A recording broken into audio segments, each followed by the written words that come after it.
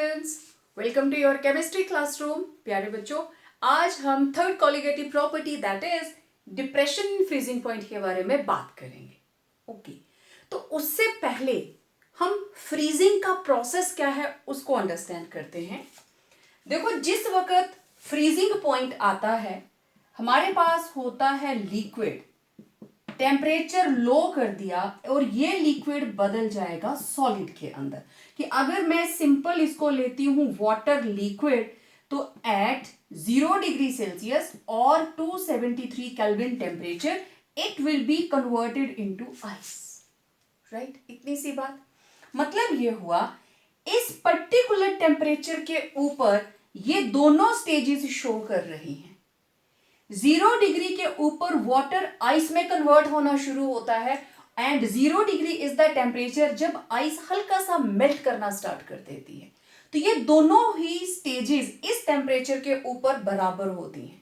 मतलब यहां पे लिक्विड सॉलिड में कन्वर्ट होना स्टार्ट हुआ मींस वो तभी होगा जब लिक्विड का वेपर प्रेशर सॉलिड के वेपर प्रेशर के बराबर आएगा, तभी फ्रीज करेगा। उसी तरीके से जब हम वेपर प्रेशर की बात करते हैं, बॉइलिंग पॉइंट की बात करते हैं, उसी तरीके से जब किसी चीज को सॉलिडिफाई होना है, उसको फ्रीज करना है, तो इसका वेपर प्रेशर आइस के अंदर जो वाटर मॉलिक्यूल्स का वेपर प्रेशर है उसके बराबर आना पड़ेगा। Only then it can freeze. Okay, इसका मतलब at the freezing point of a solvent, the solid and liquid they are in equilibrium, क्योंकि ये कॉमन टेम्परेचर है। ठीक है, ओके। तो अगर हम किसी सॉल्वेंट के अंदर नॉन वोलाटाइल सॉल्यूट ऐड कर देते हैं तो देखो ये इक्विलिब्रियम में आ गए, और ये इक्विलिब्रियम में तभी आ सकते हैं if they are having same vapour pressure. मतलब जब किसी लिक्विड को सॉलिड में कन्वर्ट करना है तो लिक्विड फॉर्म का vapour pressure it should be equal to vapour pressure of solid form. Only then it can be converted into solid.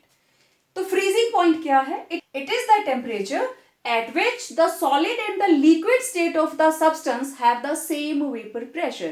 That is called freezing point. Okay, तभी वो freeze करेगा। और हम ये भी जानते हैं कि अगर हम कोई नॉन वोलाटाइल सॉल्यूट ऐड कर देते हैं किसी सॉल्वेंट के अंदर, तो उस सॉल्यूशन का freezing point it will be always lower than that of pure solvent. मतलब if freezing point of water it is 273 Kelvin, then freezing point of aqueous solution of sodium chloride, पानी में नमक घोल दिया, it will be less than 273. Okay, it may be 265 or 270 any value, but it will be less than 273 Kelvin temperature.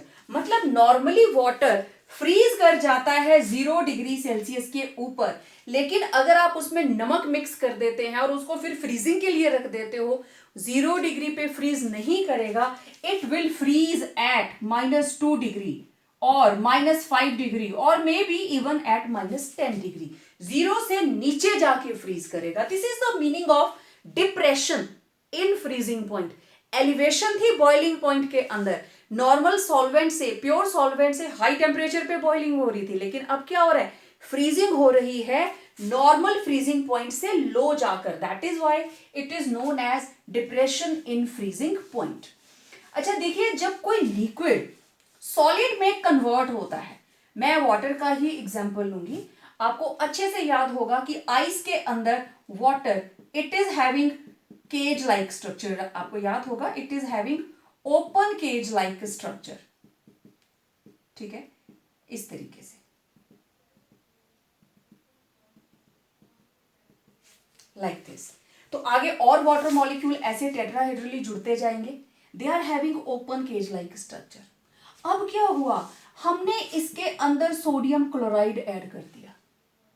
इसको ice बनने के लिए जो हमारे पास वाटर लिक्विड था, रैंडम था, आइस की डेंसिटी कम हो जाती है क्योंकि खाली जगह आ जाती है, वेकेंट स्पेसिस आ जाती है वहां पे।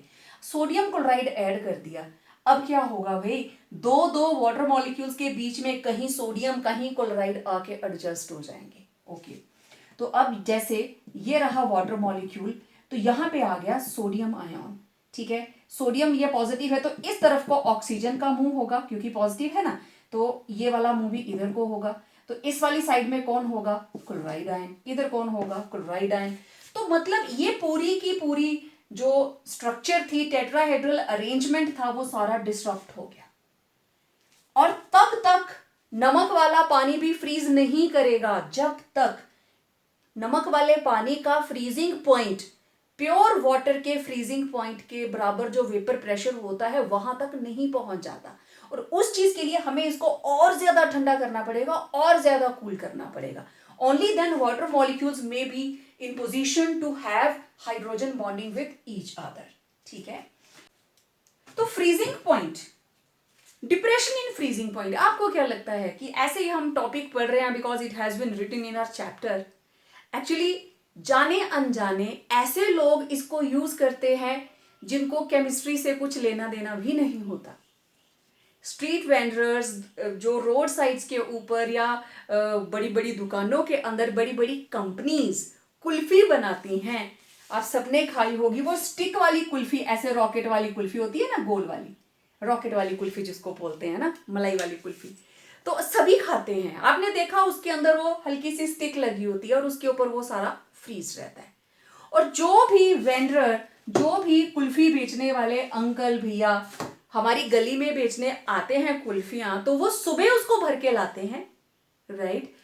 एक कुल्फी हटा दी, फिर उसका वो एलॉय का एक कास्क सा होता है, मेटालिक सा, उसको फिर से वो रेडी के अंदर जो मिक्सचर भरा होता है उसमें डाल देते हैं, फिर ऊपर से मलाई दूध वाला जो भी मटेरियल होता है डालते हैं और उसमें एक स्टिक डाल देते हैं, थोड़ी देर में वो फिर से फ्रीज कर जाती है। सुबह घर से भर के लाए, शाम तक वो कुल्फियां बेच रहे होते हैं और जो मटेरियल होता है वो खत्म करके जाते हैं।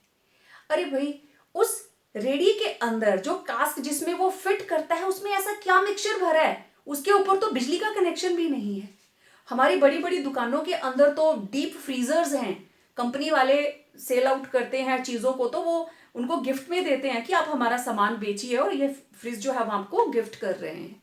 तो वहां तो उनके पास तो बिजली की सप्लाई है एंड ऑल, लेकिन ये इतना ट्रेडिशनल मेथड है। बहुत से आपके साथियों ने खाई भी होंगी, आप लोगों ने भी, आपके पेरेंट्स, आपके दादा दादी, पता नहीं कब से इस साइंस को अप्लाई किया जा रहा है and they are using the process of depression in freezing point.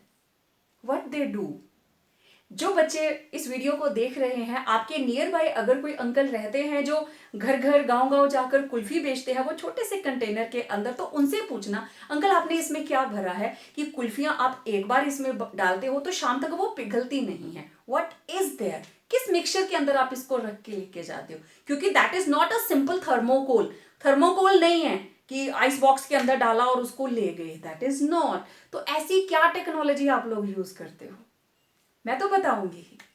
What they do, वो लेते हैं सिंपल आइस, उसको क्रश करते हैं और जो हमारी दुकानों के ऊपर नमक मिलता है बिल्कुल रॉ वाला देसी नमक, बोरियां भर भर के आता है, वो नमक लेते हैं और उनको आपस में अच्छी तरह से मिक्स करके ऐसे टाइट टाइट करके भर देते हैं। और वो जो रेडी होती है, वो जो कंटेनर होता है वो वुड का होता है, दैट इज वुडन, तो आइसोथर्मल हो जाता है, बाहर से ज्यादा हीट अंदर नहीं आती। अब वो मिक्सचर जब आइस के साथ नमक मिक्स हो गया, कॉलिगेटिव प्रॉपर्टी की वैल्यू बढ़ेगी, नमक ऐड होगा ना, तो डेल्टा टीएफ जो हमारे पास डिप्रेशन आने वाली है इट विल इंक्रीज। अब इसके बारे में आगे बात करूंगी। डेल्टा एफ जब बढ़ना शुरू हो गया, मतलब कॉलिगेटिव प्रॉपर्टी की वैल्यू बढ़ गई, तो उनके लिए तो वो बेनिफिशियल है, ठीक है। तो उसमें उन्होंने सामान डाला। अब नॉर्मली जो वाटर था, आइस थी, नॉर्मली जो आइस उसने यूज की उसका मेल्टिंग पॉइंट क्या था, 0 डिग्री सेल्सियस, लेकिन कुल्फियां तो गर्मी में बेचते हैं। Normally temperature it is 30 plus और may be 35 plus, at some places it is 40 plus, वहां में भी तो कुल्फियां बेचते हैं। तो क्या किया, वो जो आइस के साथ जब नमक मिक्स हो गया, अब वाटर की जो आइस बनी है, आइस का फ्रीजिंग पॉइंट 0 नहीं रहा, उससे बहुत नीचे चला गया, इट मे बी -20, 30, 40, बहुत नीचे तक चला गया टेम्परेचर। अब उस टेम्परेचर को 40 डिग्री अगर ऊपर चढ़ाएंगे तब कहीं जाके वो आइस मेल्ट करती है। तो सुबह भरा शाम तक वो मटेरियल एज इट इज ही रहेगा, उसको फर्क नहीं पड़ता।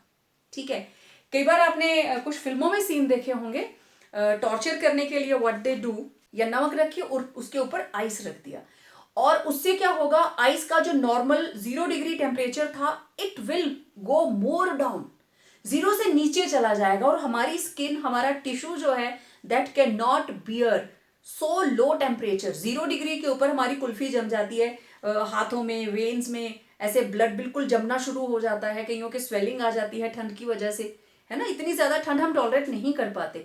तो व्हाट दे डू, जब उस पर्टिकुलर टिश्यू के ऊपर उन्होंने नमक रखा, ऊपर आइस रख दी, और वो आइस ऐसे चिपक जाएगी, उसका टेम्परेचर इतना डाउन हो जाएगा ना उस वाले पोर्शन में कि वो वहां का उतना उतना टिश्यू गल जाएगा, जख्म हो जाता है वहां पे।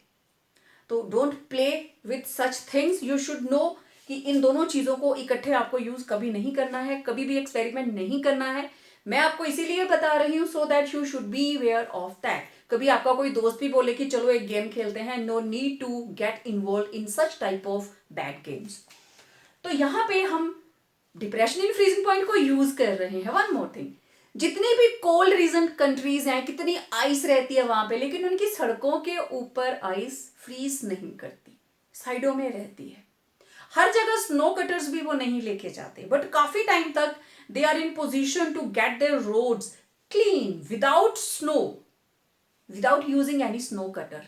व्हाट दे डू, जस्ट नमक लेते हैं, रोड साइड्स के ऊपर उसको स्प्रिंकल कर देते हैं। तो जैसे ही बर्फ गिरी, आइस उसके सोडियम क्लोराइड या नमक के कांटेक्ट में आई, वो बन गया डिप्रेशन इन फ्रीजिंग पॉइंट का मिक्सचर, टेम्परेचर डाउन, कि जब बर्फ गिरते ही जम जा रही थी, लेकिन सड़क वाले एरिया में नमक पड़ा हुआ है, अब वो 0 डिग्री पे तो फ्रीज नहीं करेगी, हाँ -10, -15, -20 तक भी बर्फ गिरती रहेगी, तो उसको बर्फ सड़क के ऊपर डिपॉजिट नहीं होगी, क्योंकि उसने पानी के, आइस के नॉर्मल फ्रीजिंग पॉइंट को डिप्रेस कर दिया गिरते ही। अदरवाइज वो साइडों में तो फ्रीज कर रही है, बट जहां नमक पड़ा होगा गिरते ही वो फ्रीज नहीं करेगी, क्योंकि वहां बन जाएगा हमारे पास मिक्सचर नॉन वोलेटाइल सॉल्यूट वाला, और फ्रीजिंग पॉइंट हो जाएगा डिप्रेस।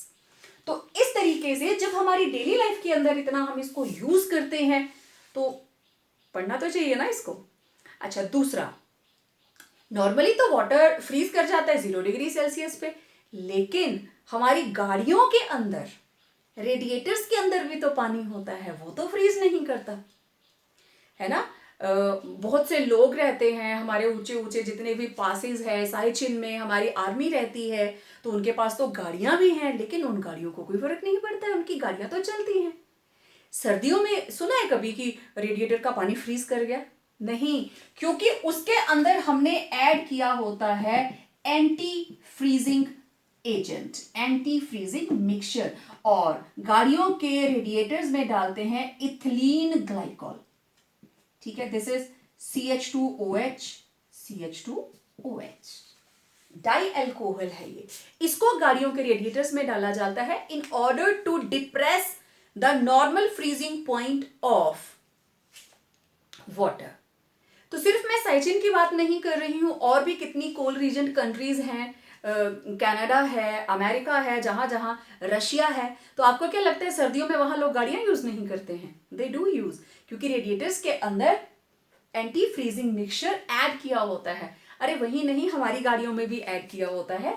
आप जस्ट अपने पापा को कहना कि मेरे को दिखाइए रेडिएटर्स का जो पानी है उसमें क्या ऐड किया गया है, तो कूलेंट बोल देते हैं, उसमें डाला जाता है। ओके, अब इसको थोड़ा ग्राफिकली देखते हैं।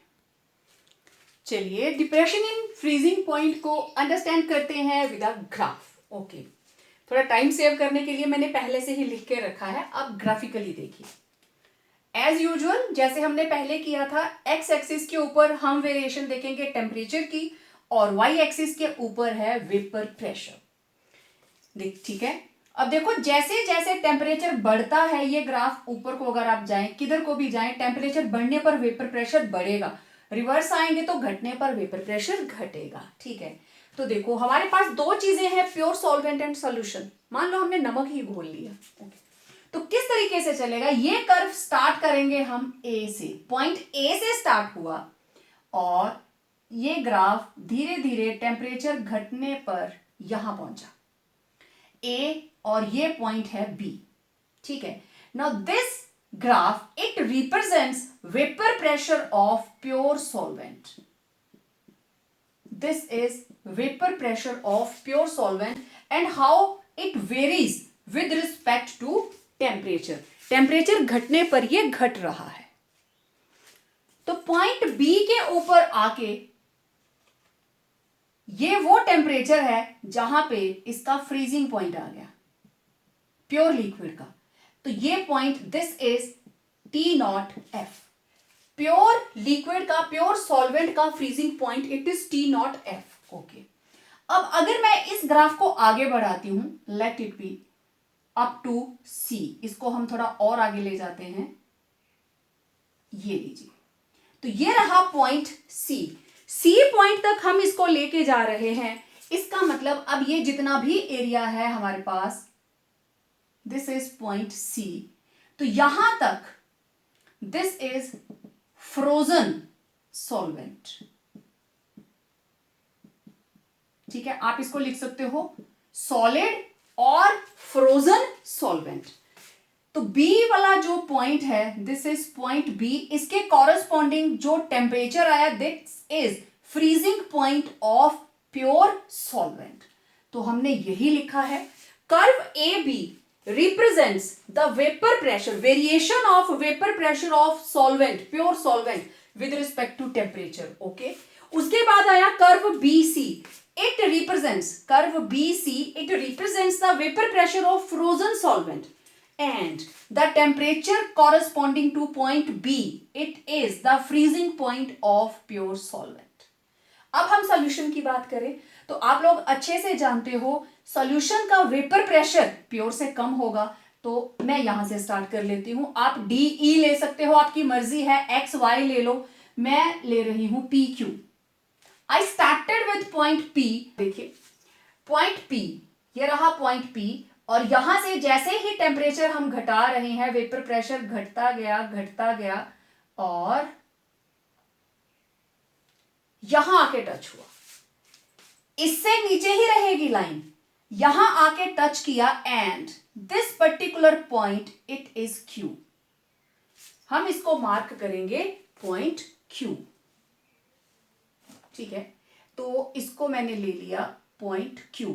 इस पॉइंट Q के कॉरेस्पॉन्डिंग जो यहां पे टेम्परेचर आएगा, it will B temperature of freezing point of solution.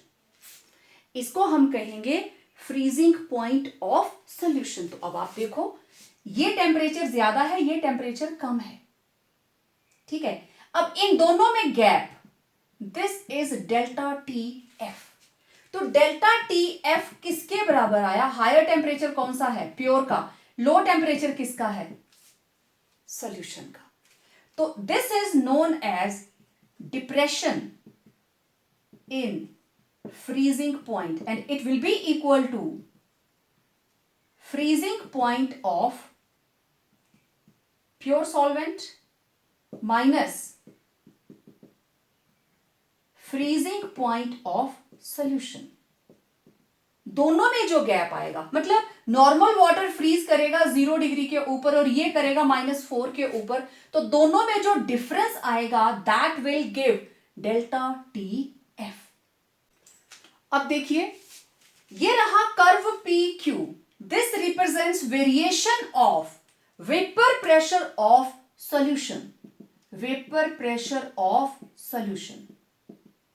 ये इसको टच किया आके पॉइंट क्यू के ऊपर, ठीक है। Now this is point C. तो ये जो क्यू सी है, this is now again solid और फ्रोजन सॉल्वेंट। तो क्यू सी क्या रिप्रेजेंट कर रहा है? It represents vapor pressure of frozen solvent.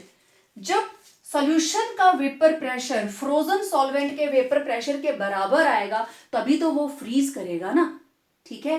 तो कर्व पी क्यू ये है सॉल्यूशन का वेपर प्रेशर, और QC this is again vapour pressure of frozen solvent, and the temperature corresponding two point Q, इस पॉइंट Q के corresponding जो temperature है, ये वो टेम्परेचर है जहां vapour pressure of solution and vapour pressure of frozen solvent दोनों बराबर हो गए, तो क्या हो जाएगा, फ्रीजिंग हो जाएगी, इट विल गेट फ्रीज, और उस टेम्परेचर को हम क्या बोलेंगे, freezing point of solution denoted by TF, right. तो यहां पे इन दोनों का वेपर प्रेशर बराबर हुआ था, प्योर सॉल्वेंट और फ्रोजन सॉल्वेंट का, और Q पॉइंट के ऊपर सॉल्यूशन का और फ्रोजन सॉल्वेंट का, तभी वो फ्रीज करेगा। तो इस तरीके से आप इसको ग्राफिकली शो कर सकते हो। अब ये डिफरेंस आपको सामने से ही दिखाई दे रहा है, where delta TF is depression in freezing point. ठीक है, अब आगे देखते हैं। अब देखिए आपके पास दोनों वैल्यूज आ गई, TF भी आ गई और डेल्टा TF भी आ गई, तो आपके पास आया freezing point of pure solvent, it is T naught F, and freezing point of solution, it is TF. So change in temperature किसके बराबर होगी, डेल्टा TF, तो delta TF will be equal to higher temperature कौन सा है, pure minus solution. ठीक है, इन दोनों में जो चेंज आया, it will give depression in freezing point. ठीक है, so change in freezing point is known as depression in, it is known as depression in freezing point. दोनों में जो डिफरेंस आया that is depression in freezing point. Okay, ये आ गया आपके पास। It has been found experimentally that delta TF depression in freezing point, it is directly proportional to molality. ठीक है, सेम पहले की तरह ये भी मोलैलिटी पे डिपेंड करती है, पानी में नमक जितना ज्यादा डालोगे उतना लेट वो फ्रीज करेगा। आप लोग इसको एक्सपेरिमेंट करके देख लीजिए अपने घर के फ्रीजर में। Removing the sign of proportionality, okay, it will be delta TF equal to now another constant KFM, right, where KF it is known as molar freezing constant. वहां पे था molar elevation constant, now this is molar depression constant, और इसका एक और नाम है, और it is cryoscopic constant, cryoscopic constant. ठीक है, नाउ नेक्स्ट स्टेप, हमें इसकी वैल्यू निकालनी है KF की। ठीक है, आपको याद होगा जैसे हमने पहले इसको कैलकुलेट किया था। अब मैं इसको हटा देती हूं यहां से। डायग्राम आपको समझ में आ गया है सबको? ओके, क्वेश्चन आ गया, what is molar depression constant? What is molar depression constant? तो देखिए, delta TF equal to KFM, where KF it is molar depression constant. If M is equal to 1, मतलब मोलैलिटी कितनी आ गई, unity, therefore delta TF will be equal to KF. So KF may be defined as, it is the depression in freezing point when molality of the solution is taken to be unity. जब हम molality ले लेते हैं 1, तो जितनी depression in freezing point आएगी that is equal to molal depression constant. All set. Next इसके units देखिए. चाहे आप एलिवेशन इन बॉइलिंग पॉइंट के यूनिट्स निकाले, चाहे आप इसके, तो देखते हैं यूनिट्स ऑफ के एफ. देखो delta T F equal to K F M.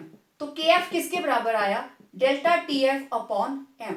Temperature हम किस में मेजर करते हैं? केल्विन में. ठीक है, तो मोलैलिटी तो हम इसको मोलल में ही कर लेंगे. ओके, तो मेरे पास K F it is equal to kelvin upon kelvin molality inverse.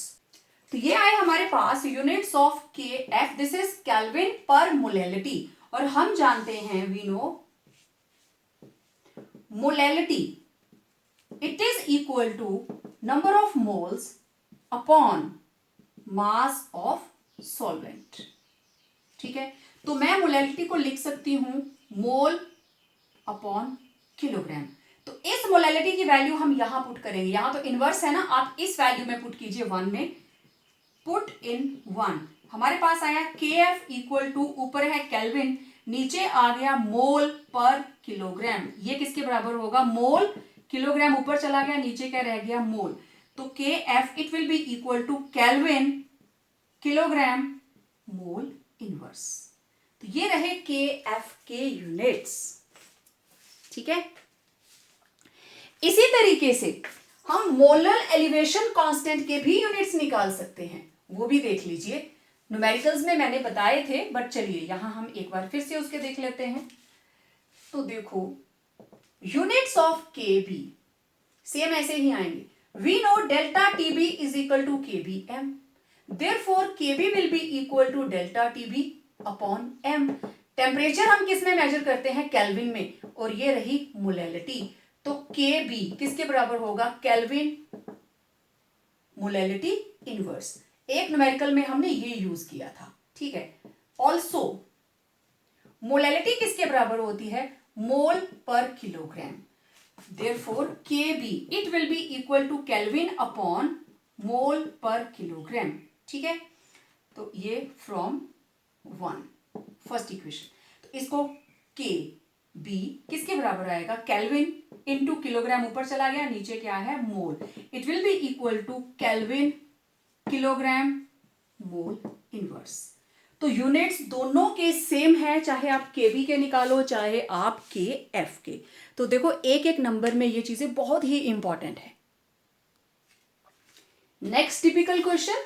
Show that depression in freezing point is a colligative property. We know delta T F it is equal to K F M. Therefore, delta TF is directly proportional to M. That is, depression in freezing point. Depression in freezing point is directly proportional to molality. That is, number of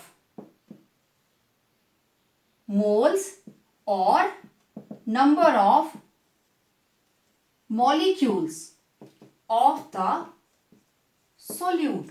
जो solute हमने use किया है ये उसकी देख लीजिए molal concentration के ऊपर डिपेंड कर रहा है. That is number of molecules. Therefore it is a colligative property. Therefore, it is a colligative property. Now, next step हमें molecular mass निकालना है. Calculate molecular mass of solute from depression in freezing point. बहुत simple. We know delta TF is equal to KFM. ठीक है, where M is molality and it is equal to given mass upon molecular mass of the solute into 1000 upon mass of solvent. That is, M will be equal to WB upon MB into 1000 upon WA. ठीक है, therefore delta TF becomes KF WB upon MB into 1000 upon WA. एक तो हमारे पास ये बना formula जिससे हम numericals निकालेंगे. अब MB को आप लेफ्ट पे ले आइए. It will be equal to KF WB upon delta TF into 1000 upon WA. So this is the formula जिसको यूज करके आप डिफरेंट न्यूमेरिकल्स को सॉल्व करेंगे. तो in this way you can calculate molecular mass of the solute.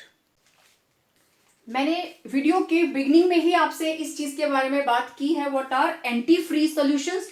नाम ही बता रहा है एंटी टू फ्रीज, जो फ्रीजिंग को रोके. मींस किसी भी सॉल्वेंट या सॉल्यूशन के फ्रीजिंग पॉइंट को उससे भी नीचे ले जाए. तो वो solutions which are used to lower down the freezing point of water are known as anti freeze solutions. तो दो एग्जांपल्स मैंने मेंशन की हैं. एक था रेडिएटर्स ऑफ व्हीकल्स, ठीक है, उसमें मिक्स किया जाता है. And I told the compound earlier, it is ethylene glycol. इसका स्ट्रक्चर मैं फिर से बना के दिखा देती हूँ. This is CH2OH. This is ethylene glycol. It is used in radiators which lowers the freezing point of water. और गाड़ियों के रेडिएटर्स में वाटर आइस में कन्वर्ट नहीं होता और हमारे व्हीकल के इंजन्स को कोई नुकसान नहीं होता. और ये वहीं पे कंडीशंस रहती हैं जैसे सब जीरो कंडीशंस हो गई, जहां बहुत ज्यादा बर्फ पड़ती है वहां प्रॉब्लम आती है. ओके, अब देखो कितना हमें ऐड करना है. हम फ्रीजिंग पॉइंट कितना लो करना चाहते हैं उसको हम डिजायर्ड एक्सटेंट तक कर सकते हैं by changing the amount of ethylene glycol. कम डालेंगे तो डिप्रेशन कम आएगी, ज्यादा डालेंगे एंटी फ्रीज सोल्यूशन तो डिप्रेशन ज्यादा आएगी. और ये चीज हर जगह पे लागू होती है. जितना ज्यादा आप डिप्रेशन चाहते हो फ्रीजिंग पॉइंट के अंदर, जितना टेम्परेचर आप लो चाहते हो, उतना ज्यादा आपको एंटी फ्रीज सोल्यूशन ऐड करना पड़ेगा.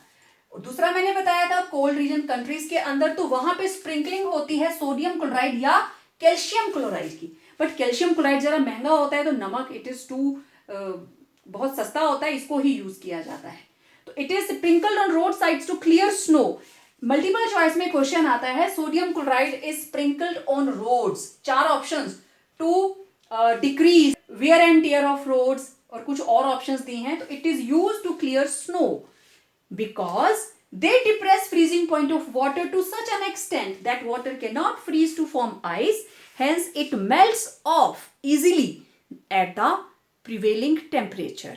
तो ये थे antifreeze solutions. Now it's turn to solve some numericals. Calculate mass of compound, molar mass given है, to dissolve in 75 gram of benzene to lower its freezing point by 0.48 Kelvin. KF दिया है benzene का. Okay, अब जो जो given है हम लिखते जाते हैं. पहले हमें गिवन है सॉल्यूट का molecular mass. We are given MB, it is 256 gram. Okay, WA, it is 75 gram. To lower its freezing point by, freezing point का डिफरेंस उसने दे दिया, delta TF, it is 0.48 Kelvin. And KF, it is 5.12 Kelvin kilogram per mole. Okay, मुझे निकालना क्या है WB. जरूरी थोड़ा हर बार मॉलिक्यूलर मास ही बोलेंगे निकालने को, कुछ भी पूछ सकते हैं. वो ये निकालना है. हम जानते हैं delta TF is equal to KF WB by MB into 1000 upon WA. Check कर लीजिए, सब कुछ गिवन है सिवाय WB के. चलो वैल्यू पुट कर दो. Delta TF 0.48 equal to 5.12 into WB upon 256 into 1000 upon 75. अब सबको दूसरी साइड ले जाते हैं, WB अकेला रह जाएगा. तो मैं पहले इन सबको इधर ले आती हूं. तो ये आया 0.48 इंटू 256 इंटू 75 डिवाइडेड बाय जो ऊपर थे वो यहां नीचे आ जाएंगे. 5.12 इंटू 1000 किसके बराबर? WB के. मैं इसको फिर से लिखने लगी. WB it will be equal to 0.48 upon 5.12 into 256 into 75 upon 1000। ये डेसिमल इसके साथ कैंसल आउट। तो यहां देखो 256 वन जा 256 टू जा 512 है ना। 256 को डबल कर दो तो इट विल बी 512। अब आया हमारे पास 2 वन जा 2 टू जा 4 2 4 जा 8। Now we are left with 24 into 75 upon 1000। Okay, तो इसको हम 25 से कैंसिल आउट कर देते हैं। 25 थ्री जा 75, 25 फोर जा 100 हो गया। ओके, 4 6 जा 24, 4 10 जा 40, ये आ गया 6 3 जा 18 bye 10।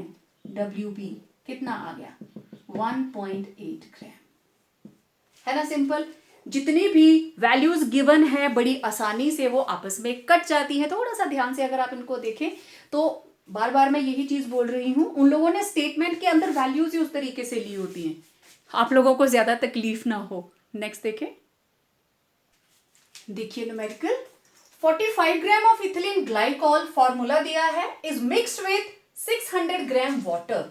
This is 600 gram water. Calculate, दो चीजें हैं, हमें फ्रीजिंग पॉइंट डिप्रेशन कैलकुलेट करनी है और फ्रीजिंग पॉइंट ऑफ सोल्यूशन भी पता करना है। ओके, केएफ हमें गिवन है, तो जो जो चीजें आपको गिवन है उनको लिखते जाते हैं। You are given WB, this is 45 gram. Next MB C2H6O2, इसको कैलकुलेट कर लेते हैं। कार्बन है 2 मीन्स 12 इंटू 2 प्लस हाइड्रोजन है 6 इंटू 1 प्लस 16 इंटू 2, तो this was 24 plus 6 plus 32, 30 plus 32 it is 62। तो molecular mass of compound ethylene glycol it is 62। Next what is given WA is 600 grams. Okay, we are given KF 1.86 Kelvin kilogram per mole. अब देखो water is a universal solvent और आपको इसका freezing point भी पता होता है और बॉइलिंग पॉइंट भी। तो हम जानते हैं, we know freezing point of pure water it is equal to 273.15 kelvin.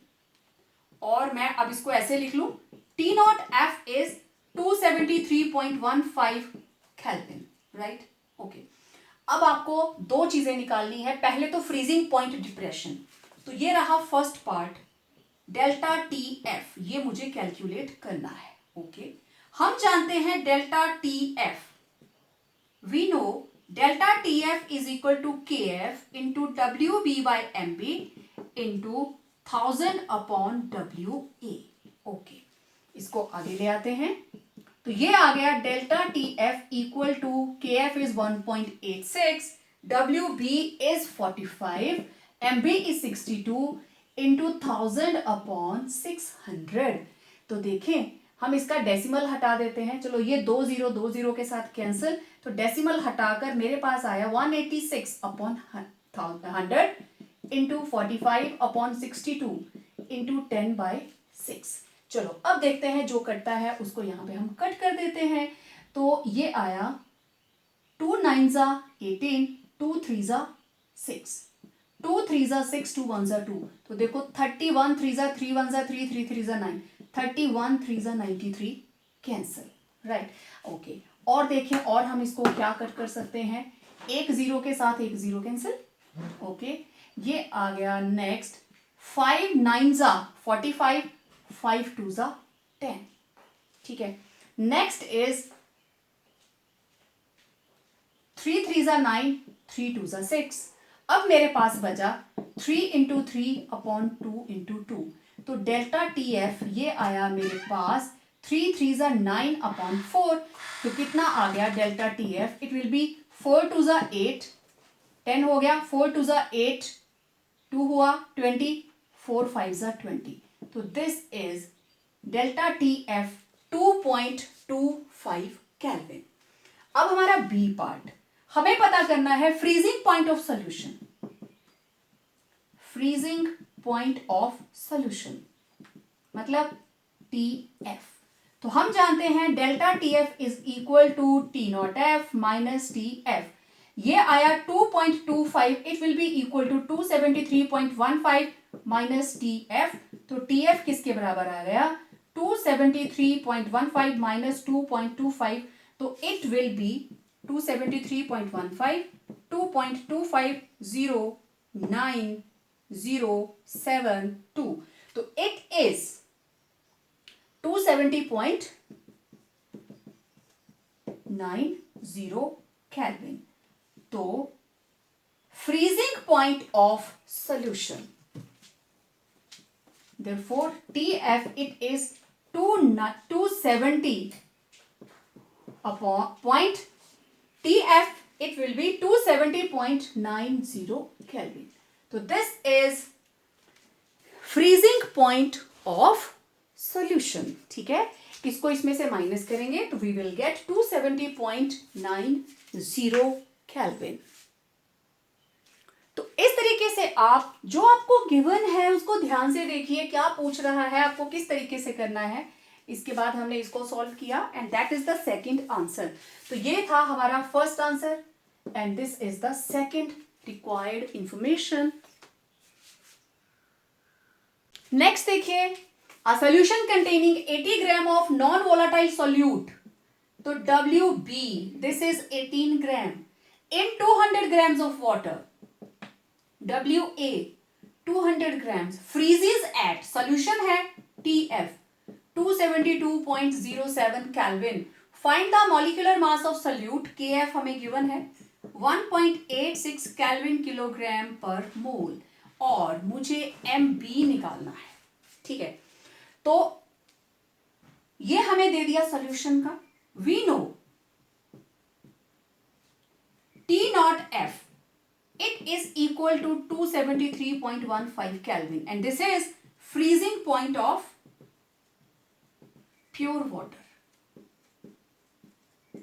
ठीक है, क्योंकि MB निकालना है तो मेरे पास डेल्टा TF होना चाहिए, तो delta TF it is equal to T0F minus TF, तो T0F is 273.15 minus 272.07, तो 273.15 और 272.07 कितना आ जाएगा? 15 में से 7 गए 801, तो it is delta TF is 1.08 kelvin. अब नेक्स्ट डेल्टा TF की वैल्यू को पुट कर देंगे और MB निकल जाएगा। चलिए, delta TF is equal to KF WB by MB into 1000 upon WA. Okay, now put all the values. 1.08 equal to 1.86 into 18 upon MB calculate करना है। 1000 upon WA is 200, MB इधर ले आते हैं। MB will be equal to 1.86 upon 1.08 into 18 into 1000 upon 200, बस यही बचा। तो डेसिमल से डेसिमल हटा दिया, ये मैंने 2 जीरोस इसके साथ कैंसिल कर दी, दिस इज 1000, 2 जीरोस कैंसिल। अब मेरे पास यहां बचा 10, 2 5 जा 10, मैं फिर से इसको लिख लेती हूं 186 अपॉन 108 इंटू 18 इंटू 5, अब यही बचा। ओके, तो देखिए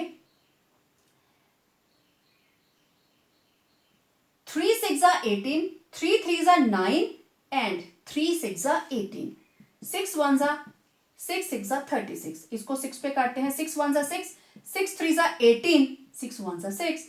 now MB will be equal to 31 into 5, it is 5 1 जा 5, 155 gram mole inverse.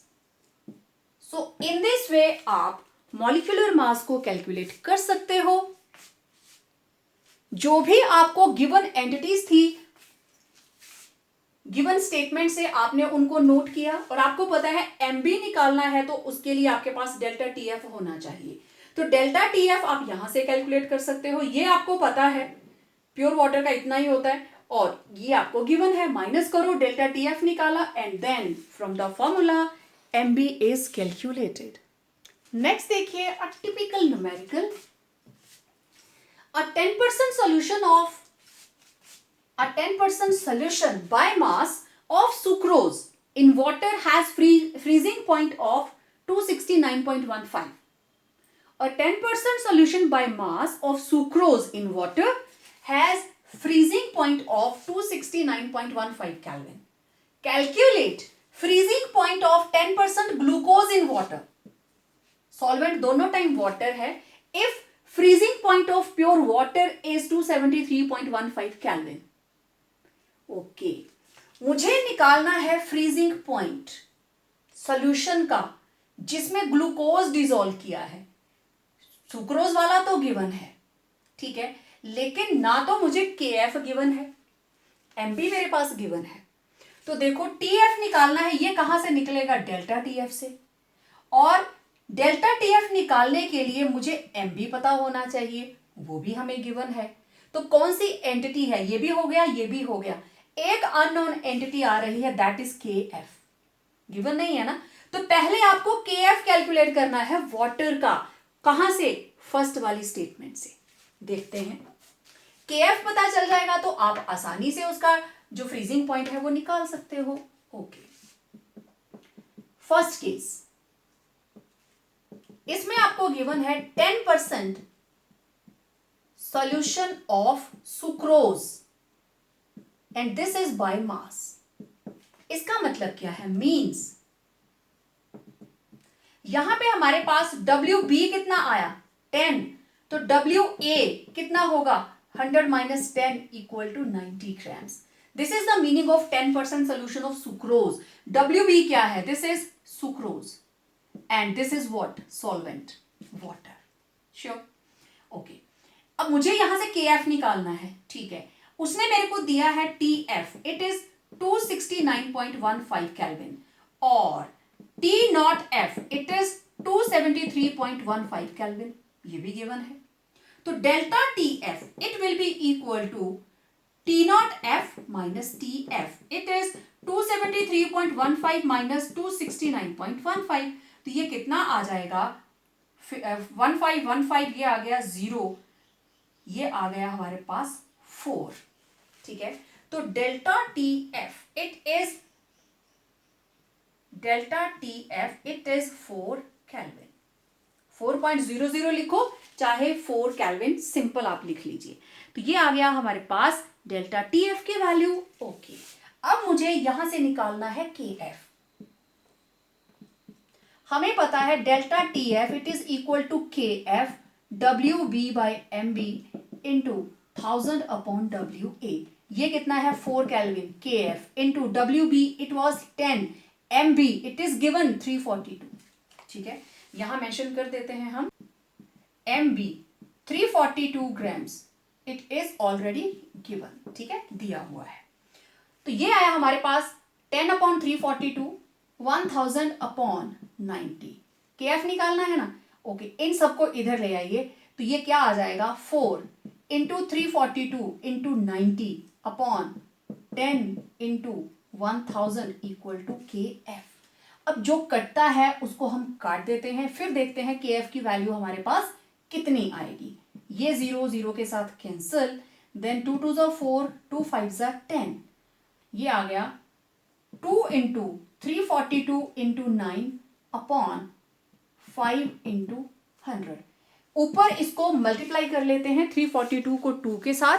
2 2 जा 4, 2 4 जा 8, 2 3 जा 6 इंटू 9. 9 को इससे मल्टीप्लाई करो तो इट विल बी 9 4 जा 36, 3 कैरी हुआ. 9 8 जा 72 प्लस 3 5. 9 6 जा 54, 54 प्लस 7 इट इज 61. ये आ गया 6156 डिवाइडेड बाय 5 इंटू 100. मैं 100 को साइड में ही रखूंगी. तो 6156 को मुझे 5 से डिवाइड करना है. Let me check. 6156 5. ये आ गया 5 1 जा 5, 1 कैरी हुआ. 5 2 जा 10, 5 3 जा 15, 5 1 जा 5 डेसिमल, 5 2 जा 10. ठीक है, तो ये आया, इसको सॉल्व करके आया 1231 डिवाइडेड बाय 100. मैं नहीं ले रही हूं डेसिमल के आगे का. अब डेसिमल लगा दीजिए. You will get KF it is 12.31। तो यहां से आपने KF की वैल्यू निकाली, क्योंकि इस वैल्यू को हम नेक्स्ट वाली स्टेटमेंट के अंदर यूज करने वाले हैं। तो what you did, first case के अंदर आपको WB गिवन था, WA गिवन था, TF गिवन था, आपने यहां से निकाला डेल्टा TF, सारी वैल्यूज पुट की, सिर्फ अननोन एंटिटी थी KF और आपने KF की वैल्यू निकाल ली। ये आ गया KF। अब इसको मैं हटा रही हूं, आप लोग स्क्रीनशॉट ले लेना टाइमली। ओके, अब रहा सेकंड केस। सेकंड केस के अंदर it is 10% glucose, means 10% glucose का मतलब WB it is 10 gram, this is glucose, and WA it will be 100 minus 10 equal to 90 gram, this is water. ठीक है, नाउ KF हमने calculate कर लिया, calculated from first case. First case से हमने KF calculate कर लिया, it is 12.31 kelvin, kilogram mole inverse. ठीक है, this is kelvin kilogram mole inverse. ठीक,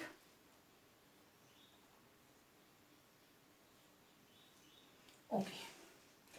अब यहां पे freezing point of pure water is given और आपको निकालना क्या है, सॉल्यूशन का निकालना है।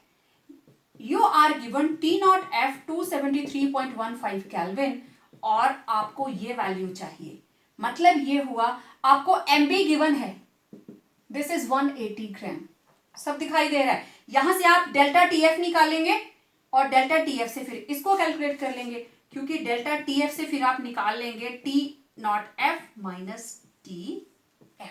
ओके, अब इसको मुझे हटाना पड़ेगा। तो फर्स्ट वाली स्टेटमेंट से आपको सिर्फ KF निकालना था। अब ये है हमारे पास delta TF equal to KF WB by MB into 1000 upon WA। Delta TF you have to calculate, KF आया 12.31 into WB is 10, MB is 180, this is 1000 upon 90। तो यहां से आपको डेल्टा TF को कैलकुलेट करना है। Let's see how much it comes out to be. तो यहां पे आप इसको 2310 अपॉन 100 इंटू 10 अपॉन 180, 1000 अपॉन 90।